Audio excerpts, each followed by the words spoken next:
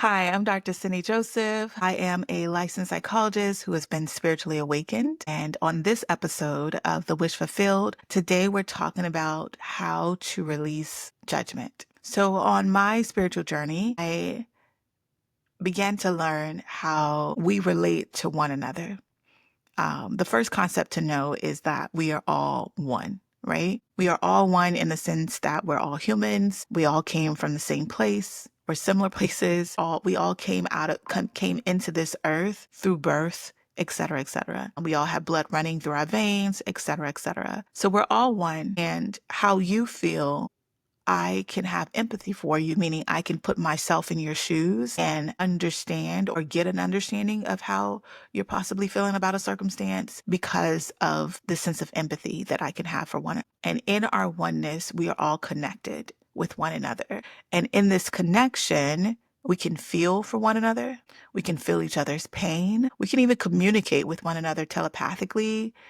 This is when you're like, I was just thinking about you, and a person calls, like, because we're connected, right? And so that is the reason why that is possible. But with that connection, it's also the reason why when we are in intimate relationships, it pulls out the best, the worst of us, if that makes sense. It starts to magnify things about ourselves because the other person stands as a mirror to you. So if you're in a relationship and you find that you get jealous or you are really fussy or you don't have a lot of patience, being in that intimate relationship really brings that out of you because you have to correspond with another person.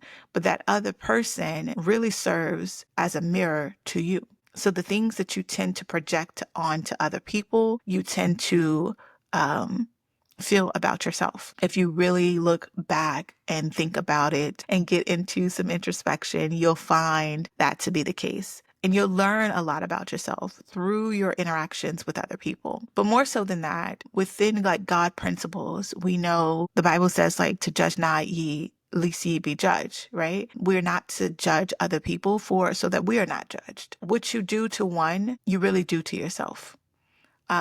In the Bible, Jesus talks about, and the greatest commandment is to love your neighbor as you love yourself. There is a reason for that. And the reason is that because we're all one, what you do to one, you're actually doing to yourself. So, let's take that a step further. When we think about the concept of karma, and I know the world has taken what karma is and like made it its own, but it carries the same principles of what you do to another, you actually do to yourself. It comes right back around in some kind of form.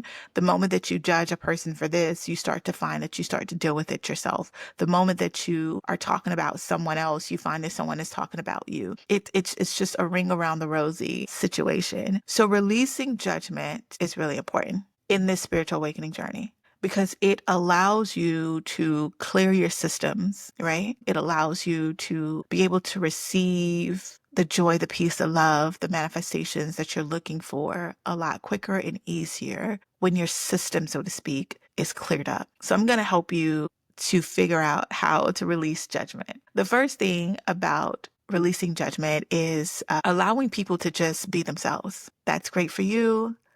I love that for you. That is amazing. I appreciate that. Like allowing people to just express themselves in their own individual nature, and you don't have to have an opinion about it. It's just that simple.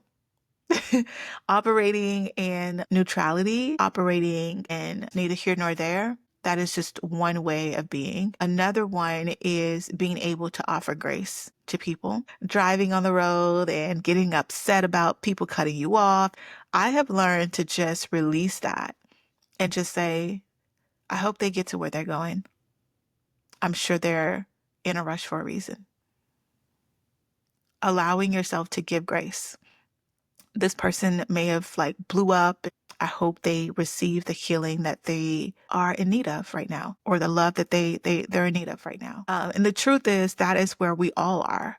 We all have been in places where we needed a little bit of grace. We needed some forgiveness, and we were not the best of ourselves, right? And the more we show love to other people, the more we bring out the best of them. And so if you're doing it to others, you're reflecting that back to yourself. And so hopefully your other people are allowing you to become the best of you through love and grace. And the last thing that helps with releasing judgment is realizing that the way God created the earth was one in which he really prioritized individuality and differences. There's not a tree that's identical or a plant that's identical or a snowflake that's identical. Like, you will see differences constantly throughout nature, right? We can have things that are similar, but they're not identical. And even down to the chromosomal level of things, they're not identical. Even identical twins will tell you that we are similar. We may have similar interests. We may look alike, but we also have different personalities.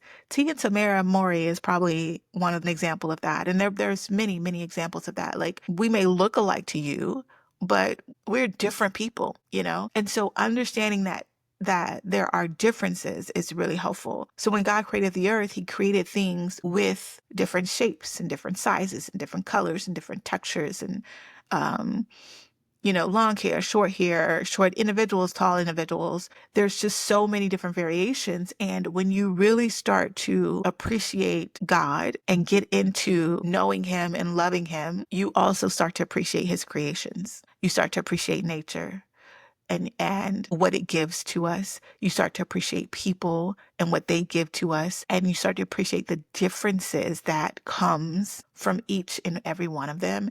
And when you really see that these are beautiful variations, beautiful iterations, then it allows you to release that judgment a lot quicker.